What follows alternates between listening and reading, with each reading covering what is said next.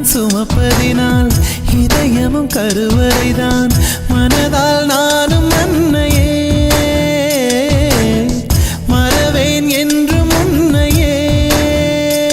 நான் பாலைவனத்தில் விதை போல் நீ பருவம் தந்த மழை போல் என் காதல் செடியில் பூவும் பூத்ததே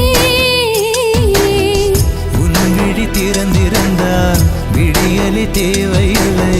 உன்னை நான் துறந்திருந்தால் உயிரது சொந்தமில்லை இத்தனையும் இனி கிடைக்குமா